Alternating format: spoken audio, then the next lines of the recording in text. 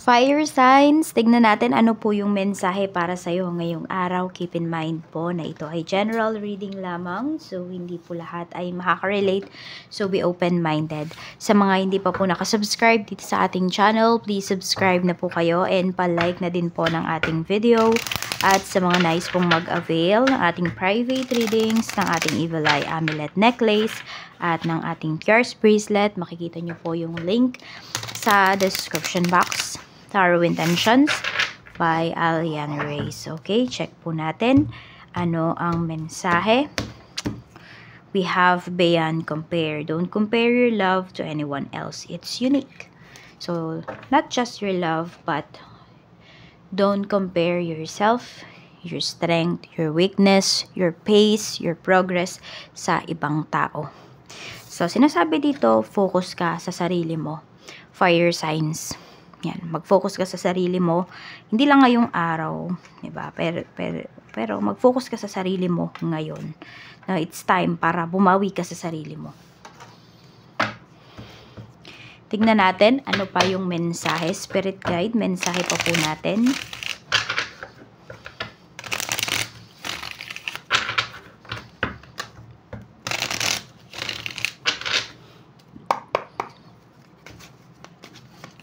We have Page of Cups. Ayan, meron ba kayong mga nakakausap or may magme-message sa inyo ngayong araw? Pwedeng, this could be ina-expect ninyo or hindi. We have Queen of Wands. Apply yung narinig ko kaagad dito sa card na to eh. May nag-apply ba sa inyo sa work? Or ano man tong in-applyan nyo? Scholarship man to? Ayan po. Pwede na may ma-receive kayo na good news dun sa inyo pong in-applyan. Kahit ano man yan, housing loan, car loan, or loan sa bangko, yan po. Meron kayo marireceive dito na good news. Or pwedeng iba sa inyo because we have Page of Cups, pwedeng yan po ipagdating sa mga anak ninyo. Kung meron na kayong mga anak, fire signs, meron kayong marireceive na good news, ayan, sa mga ginagawa nila. We have Six of Pentacles. Meron tayo ditong Seven of Swords. Ayan po. So, ito, either may iaabot dito ng tahimik lang. Pwede nga to, kung mayroong may utang sa inyo, bigla na lang magbabayad yung tao na yon. Okay. Alam mo yung tahimik, no, na gagalaw yung taong to. Or, kung mayroong magbibigay sa'yo ng tulong dito, pwedeng, ano lang siya, anonymously. Ganon. Hindi na niya ipapaalam kung sino ba siya. Ayan po. Kung may marireceive man kayo dito, baka nga iba sa inyo, kung mayroon kayong GCash, may bank account kayo, pwede po na may ma-receive kayong money. Tapos, di nyo alam kung kanino galing. I mean, makikita nyo yung number, diba? Pero, ayun. I mean, hindi nyo kasi kakilala, no?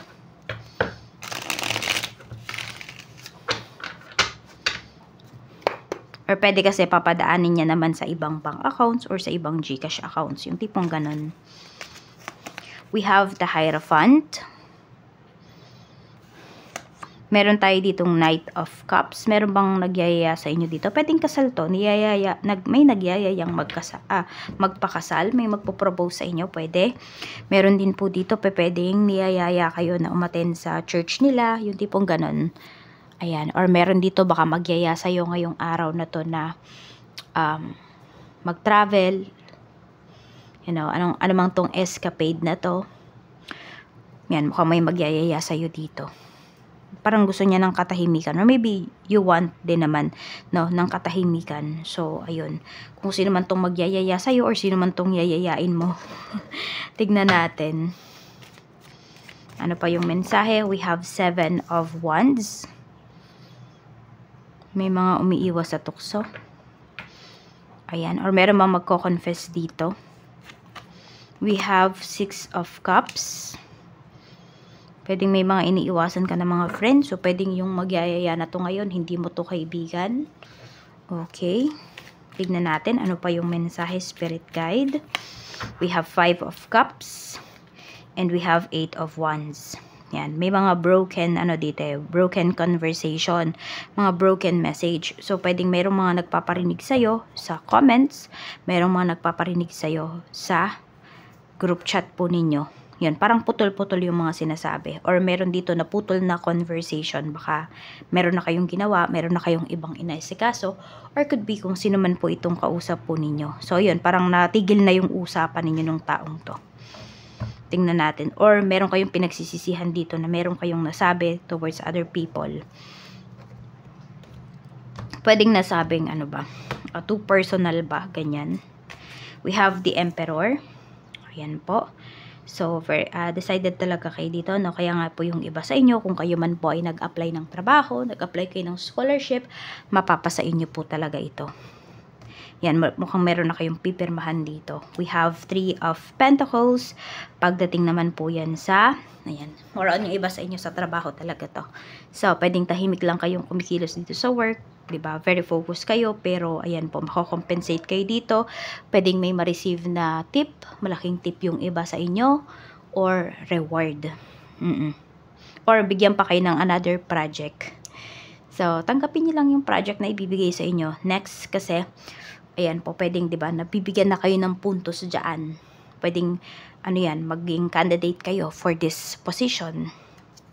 For this, kung ano mong position yun. So, we have Wheel of Fortune. Ayan, parang siniswerte kayo dito ngayon, oh. Fire signs. May swerte na paparating sa inyo dito. Parang kung may mga worries kayo ngayon, huwag ka mag-alala. Masusolusyonan yung mga worries mo na yan. Yung mga pangamba mo, may solusyon po dyan.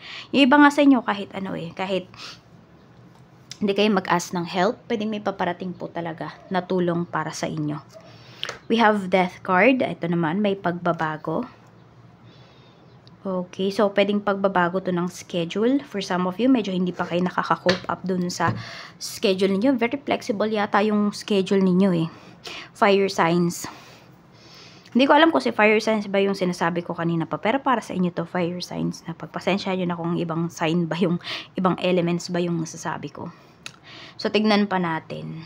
Okay, ito parang may nag-aano sa'yo dito. Parang sabi natin, meron ka pang trabaho, pero may nag-o-offer na sa'yo. Or meron ka pang project na ginagawa, ino-offeran ka na kaagad. So, pwede po na naka-line up na, no? Yung mga gagawin po ninyo. So, ayan, tuloy-tuloy siya. Pwedeng 7 months from now, dire-diretso po yung inyong trabaho. Yan, may mga kontrata na kayo dito. May nakakontrata na. Tingnan po natin ano pa yung mensahe yan. Kung meron din kayo dito talaga na, minamanifest na trabaho or dream job po ninyo. Ayan po, napakalaki po talaga ng chance na ito po ay makuha ninyo. Mapapasa inyo po yan. Tignan natin. Ayan, kung may pipirmahan naman po kayo dito, mga papeles, titulo ng lupa, yan. Mag-isip-isip po kayo. Pag-isipan nyo, basahin po ninyo, intindihin po ninyong mabuti. Huwag kayo dito na sunod lang kayo sa agos, natatango kayo, napipirma kayo basta-basta. Tingnan pa po natin yung iba naman po sa inyo, pinapakita dito, fire signs, napakaswerte nyo po sa mga kaibigan. Hindi man siguro lahat ng kaibigan mo, pero masasabi mo na may mga true friends ka talaga, na may mga maaasahan ka talagang kaibigan. Ayan. Tignan natin ano pa yung mensahe. Mensahe pa po natin, Spirit Guide. Yan, sabi ko nga may mga grant din dito na loan Sa inyo ko ba yun sinabi? Ayan, if I'm not mistaken, sa inyo ngayon. Kung kayo nag-apply ng loan, ganyan. Meron po dito. Pari-receive nyo yan. Tapos may help din talaga, May help. Sabi natin, ito man ay pinaghirapan po ninyo, pero alam mo yun, kung meron kayong problema ngayon, fire signs, makakatulong po sa inyo ito. Yan. So, not necessarily na may tutulong sa inyo na, kunwari isang specific na tao. Pwedeng hindi yon, pwede rin na ganun.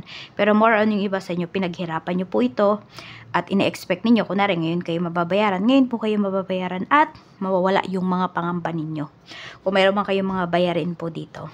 So, ayan po ang mensahe para sa inyo ngayong araw. Mag-iingat po kayo always and more blessings to come.